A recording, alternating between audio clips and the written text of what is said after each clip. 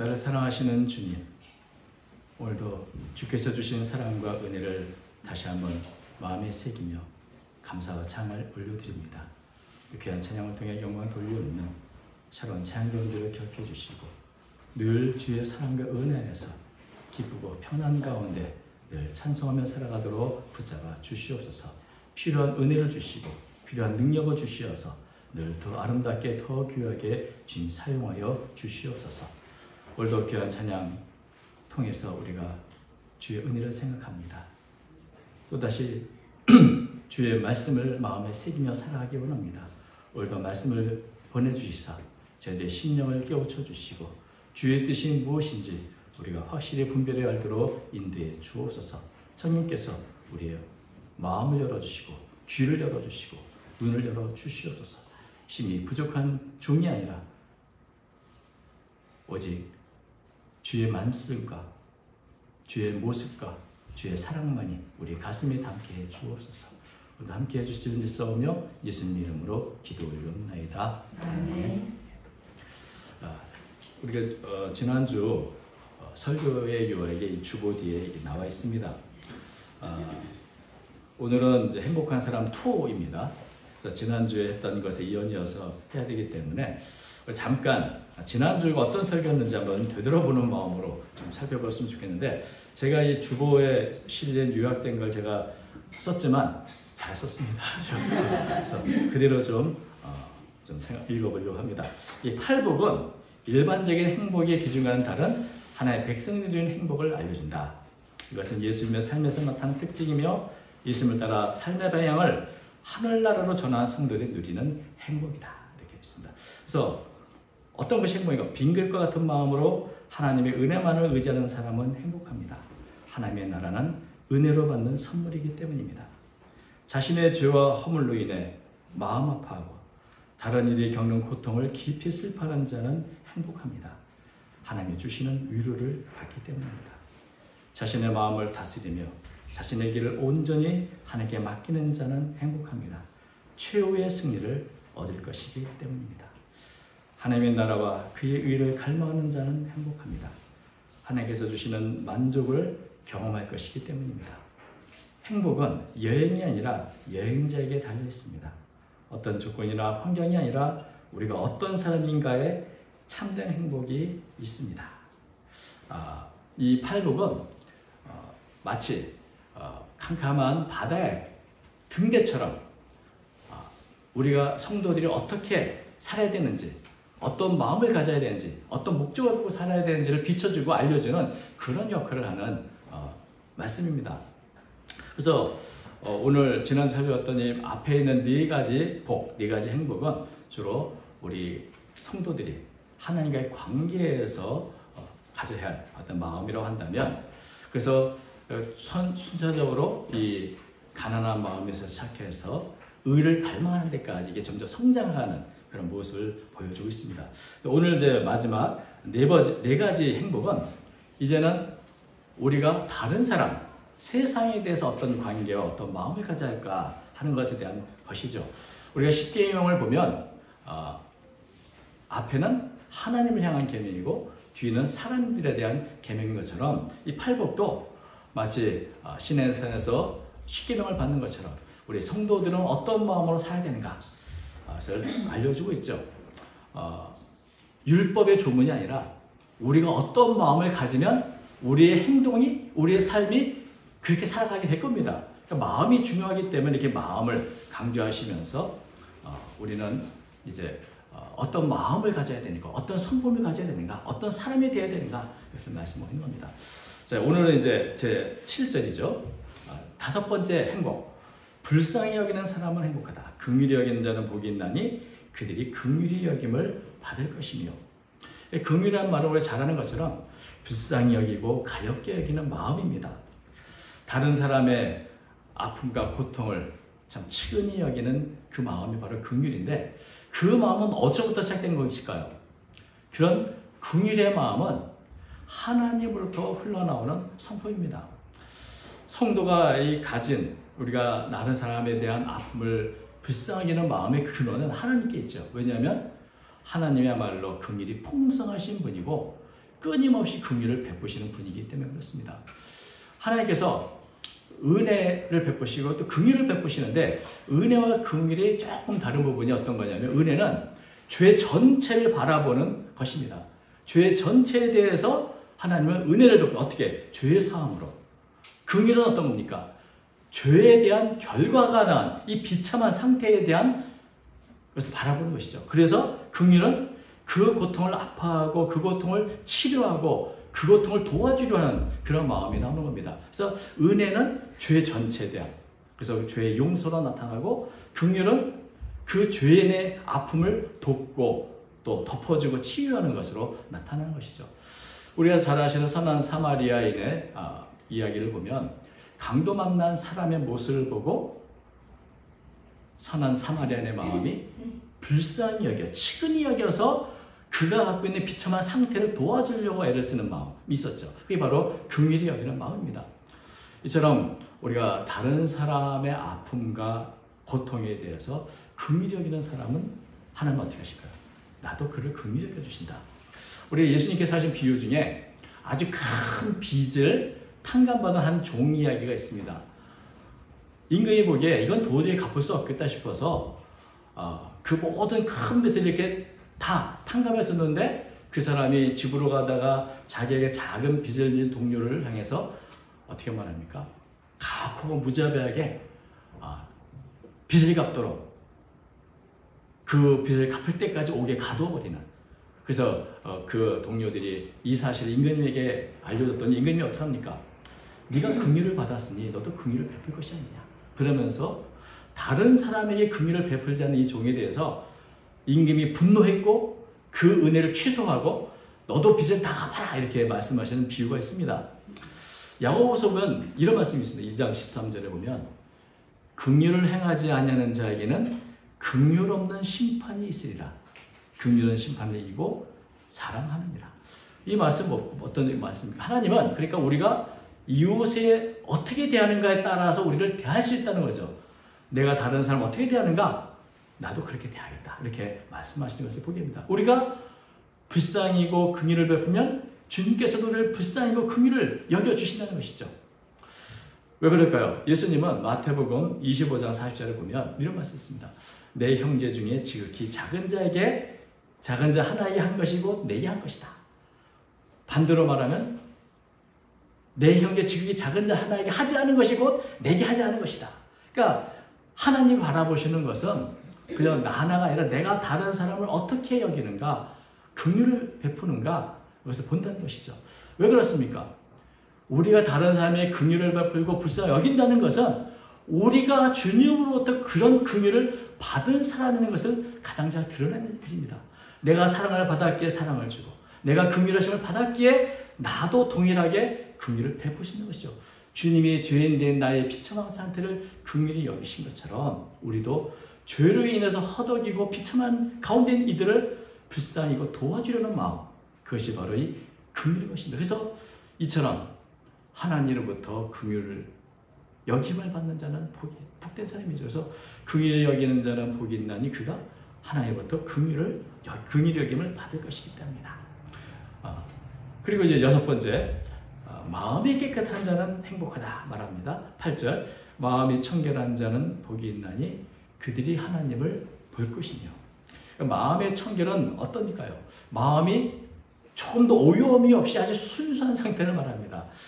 마음이 막 여러 갈래 지저분한 걸 가득 차 있으면 막 복잡하고 더럽죠. 왜 우리가 집안이 왜 이렇게 더러운가 보면 없어야 할 것들이 잔뜩 널려져 있기 때문에 그렇습니다.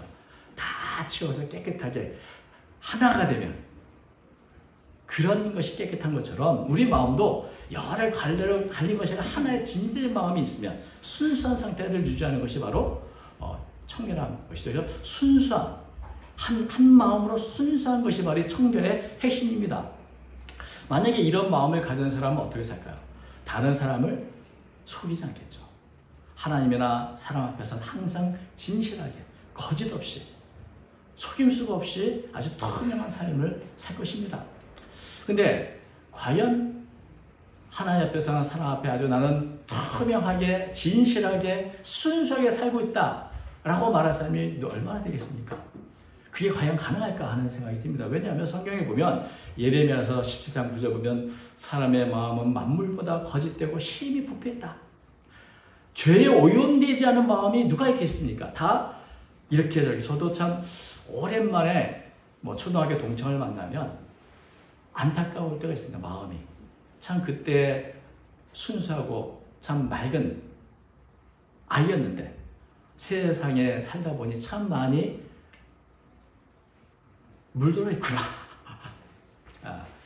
예수님께서도 마태복음 15장 19절 보면 사람의 마음에서 나오는 것은 악한 생각, 살인, 간음, 음란, 도둑질, 거짓 증언, 비방이라고 하셨습니다. 사람은 그렇게 않으려고 할지라도 태생부터 죄에 오염되어 있고 살면서 계속 끊임없이 오염된 마음을 갖고 있기 마련입니다. 어린 왕자를 사랑했던 소녀는 이제는 좋은 집이 비싼 집이라고 생각하는 그런 세속적인 어른으로 변해가는 것처럼 우리 마음은 늘 부패해서 악이 함께 있습니다. 그런데 우리가 참 변장에 능하기 때문에 그것을 잘 감추며 살죠. 내 마음에 악이 있고 더러움이 있고 여러 가지 있지만 그것을 가면을 하나 쓰고 아주 깍듯하게 사는 것처럼 변장을 잘합니다. 때로는 카멜레온처럼 여러 장소에서 그에 맞는 색깔로 바뀌어서 나는 그런 것처럼 살 때가 많이 있습니다. 그러나 근본적으로 우리의 마음은 청결하지 못합니다. 근본적으로 죄에 오염된 더러운 마음을 바꿀 수는 없습니다. 좋은 교육을 받고 좋은 사상을 많이 배우면 바뀌지 않겠는가? 근데 여러분, 그래도 근본적으로 부패한 인간의 마음을 바꾸지는 못합니다. 그래서 지금 과학 문명이 발달하고 좋은 사상이 얼마나 많을지라도 여전히 인간의 마음은 악해서 예전에 생각하지 못한 더 많은 죄로 오염된 것이 바로 우리 이 세상 아니겠습니까? 그렇다면 어떻게 마음이 청결할 수 있을까? 그것은 오직 하나님만이 할 수 있는 겁니다.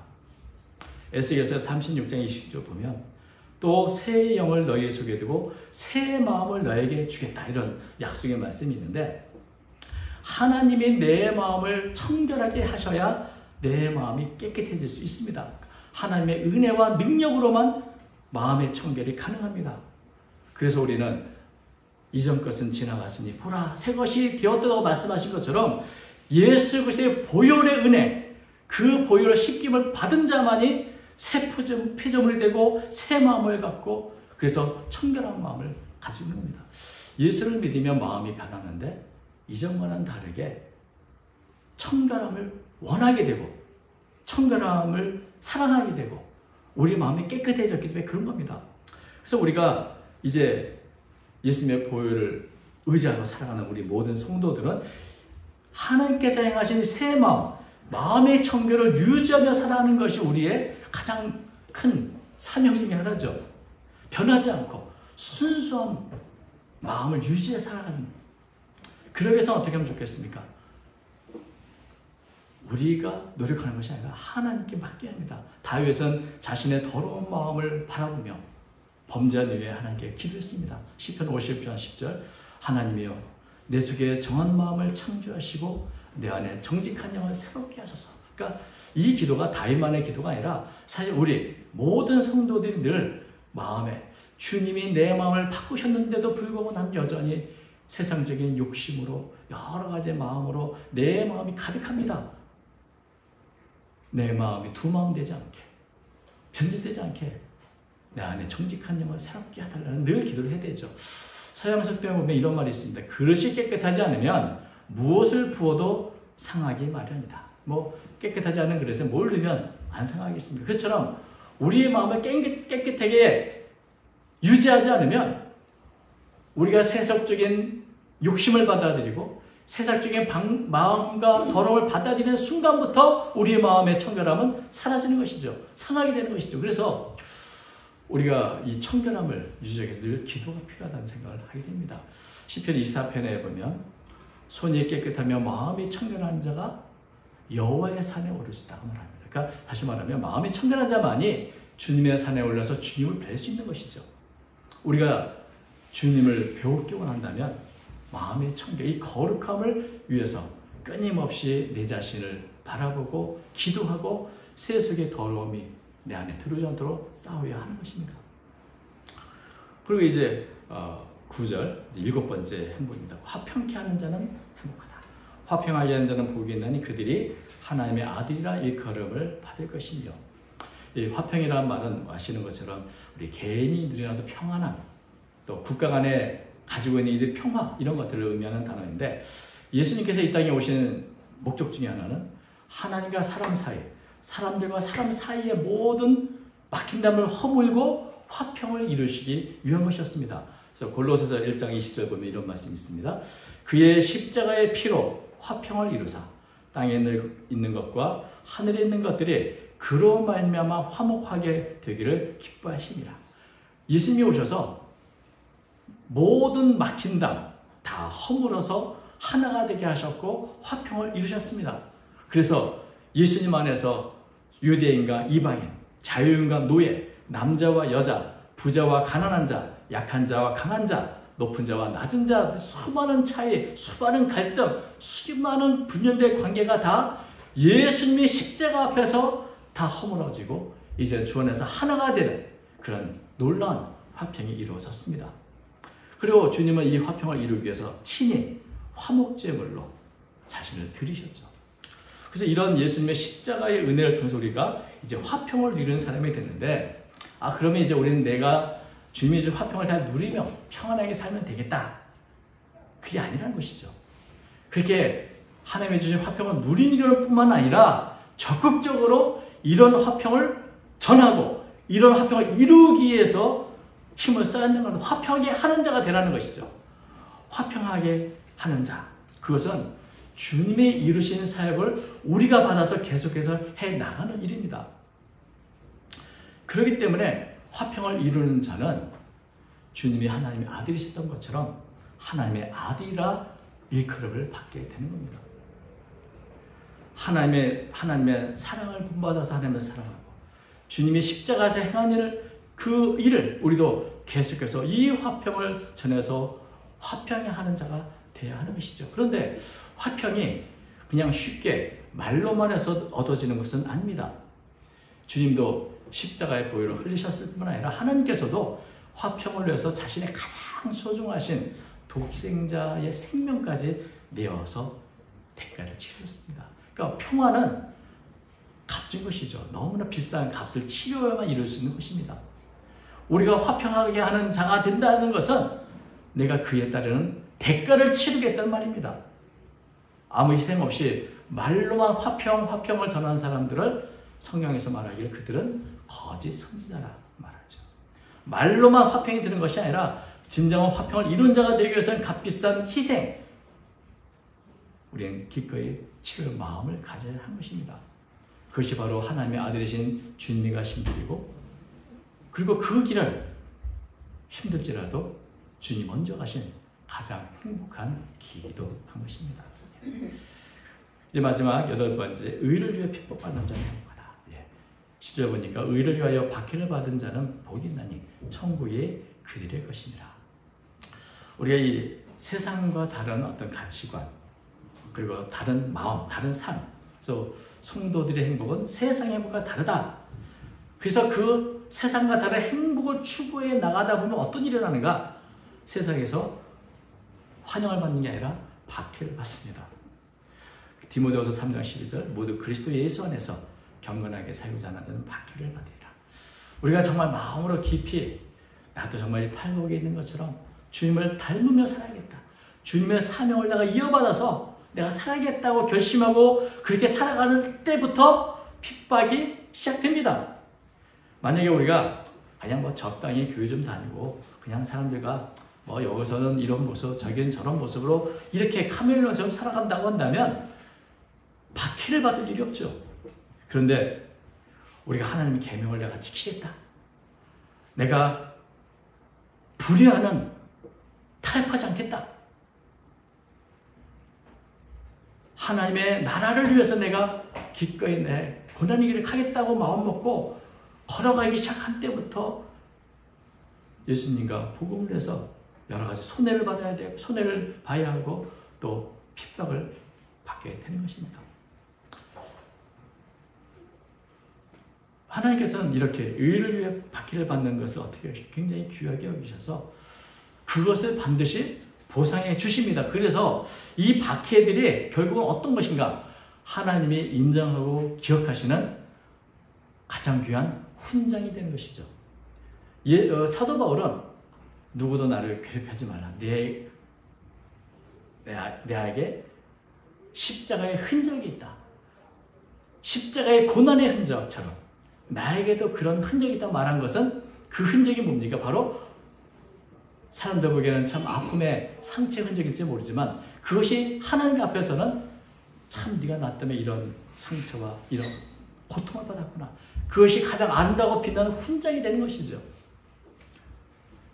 왜냐하면 그것이야말로 우리가 하나님의 백성이요 하나님 나라의 시민이라는 것을 확실히 드러내는 증거가 되기 때문에 그렇습니다.